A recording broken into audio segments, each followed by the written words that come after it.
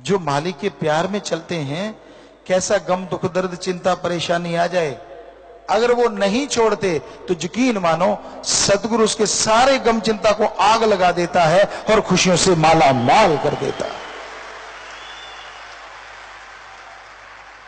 प्रभु जिसे प्यार करता है और खजाने लुटाता है उसे आजमाता भी है।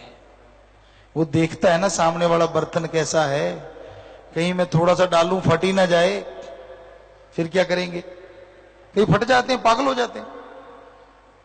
जरा सी खुशी ज्यादा मिली नहीं और ये पुर्जा हिला नहीं, ये भी गड़बड़।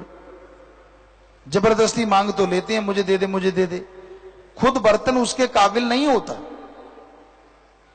तो सुमरन से सेवा से बर्तन तैयार होता है, चुगली निंदा बुराइयों से बर्तन कमजोर होता है। और जितना बर्तन कमजोर होता जाता है उतनी रहमत कम होती जाती है, कम होती जाती है। क्योंकि मालिक तो दयावान है, वो उतनी रहमत फिर नहीं देता जितनी तब देता था जब बर्तन उसके काबिल था। क्योंकि उतनी देगा तो वो फट जाएगा, पागल हो जाएगा, इसलिए वो अपनी रहमत कम करता जाता है, यानी उसको मिलनी कम हो जाती है। रहमत तो वैसे ही बरसती है, पर मालिक की रहमत तब कम हो जाती है जब आदमी चुगली निंदा बुराइयां उनमें सिर फसाए रखता है।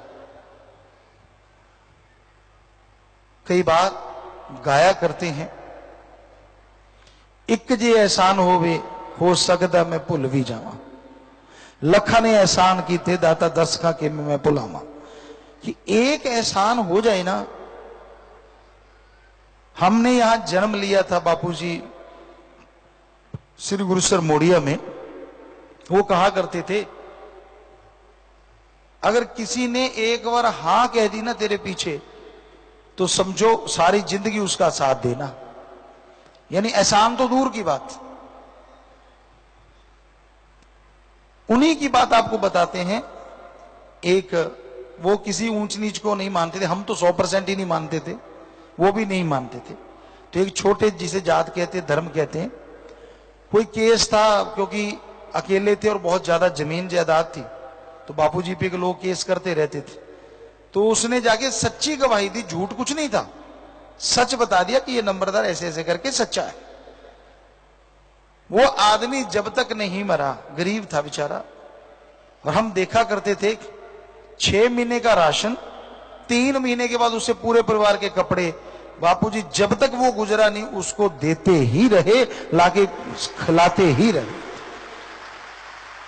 कई बार माता जी पूछते ये क्या करते हो, कहते बस वो एक बार चल के गया मेरे लिए, अब मैं सारी जिंदगी उसके लिए चलूंगा, हमारा तो यही असूल है।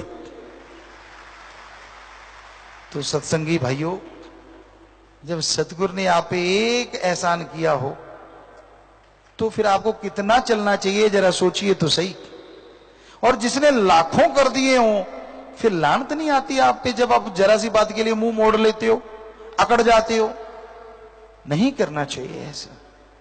क्या पता उसमें कोई राज हो, क्या पता उसमें भी आपकी कोई खुशी आने वाली हो, क्या पता। अगर आपको पता है तो बता दो, नहीं पता तो फिर रजा में राजी सो मर्द गाजी।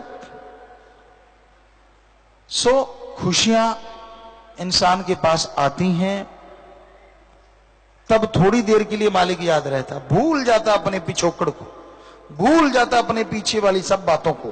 क्या था, क्या मेरा होता अगर सतगुरु ना होता, वो सब चीजें भूल जाता है, मस्त मलंग हो जाता है कि नहीं नहीं मैंने जो किया खुद किया, मैंने जो बनाया मैंने बनाया।